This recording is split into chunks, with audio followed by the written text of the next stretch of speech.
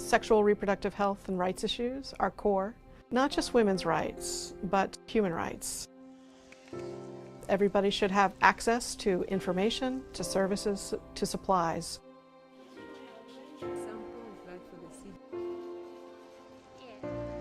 There are lots of barriers and things that we need to work through, but U.S. policy should be consistent. It should not come and go on the whim of who's in the White House.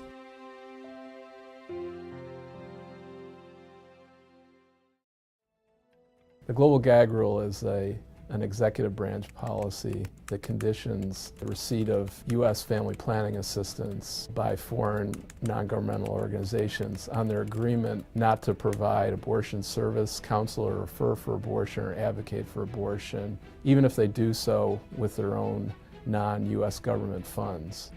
So it is not a condition on how they spend U.S. money. It's a condition on how they spend their own money to be eligible for U.S. family planning assistance.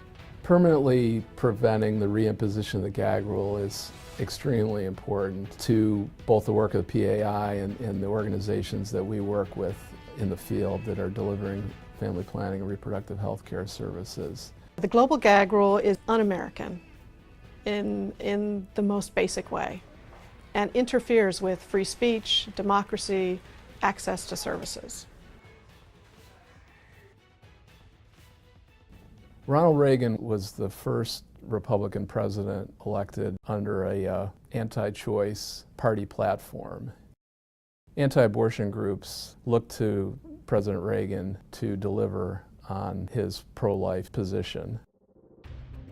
The Global Gag Rule came about in 1984 in preparation for the International Conference on Population in Mexico City that was scheduled for August of that year. The proponents of this policy maintain that it's only about ensuring that no U.S. money goes to abortion, when in fact it is all about starving the most effective family planning providers in developing countries.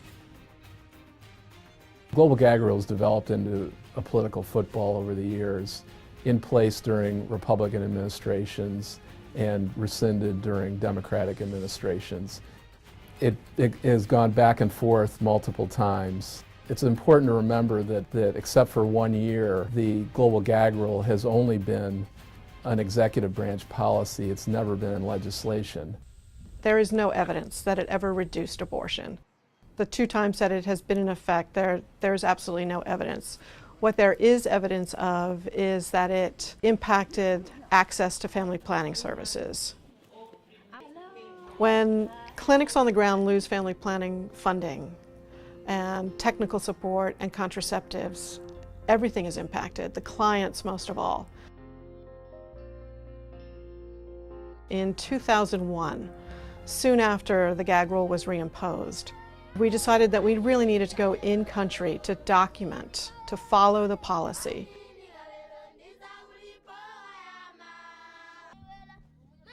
So Access Denied is the report and the film that came out of the Global Gag Rule Impact Project. In Ethiopia, we visited one clinic where they had just curtailed their expansion plans. They weren't able to hire doctors and nurses after the loss of funds.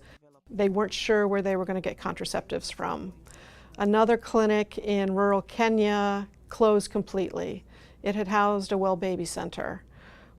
And in fact, it was Ghana where we got the best evidence in terms of how the gag rule did not reduce abortion. In fact, clinics in Ghana could report an increase in providing post-abortion care services, which meant that women were coming in, they weren't able to prevent unwanted pregnancy, unintended pregnancy.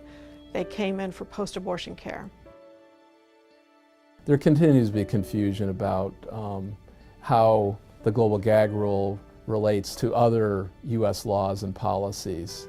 And in fact, I think probably in some corner of the world there are people that probably think that the gag rule is still in place. But fortunately for the last several years under the Obama administration, it has been rescinded. one can fully expect that one of the first official acts of the next Republican president will be to reimpose the gag rule as a symbol of his or her fealty to the anti-abortion movement. Already we're hearing organizations thinking about what's going to happen in 2 years in the U.S., depending on who wins the election. We're hearing this from colleagues at country level. So there is a real concern because you just don't know. And it makes it difficult to invest in big programs and really do the outreach you want to do, and you're uncertain as to whether it will be able to continue. For a policy such as the Global Gag Rule to be placed on U.S. assistance, it really interferes with U.S. ability to lead in this critical area. It really goes against and undermines our own position in the world. It is so inconsistent, it is so out of place with U.S. policy and who we are as an American people. It goes against everything that we stand for.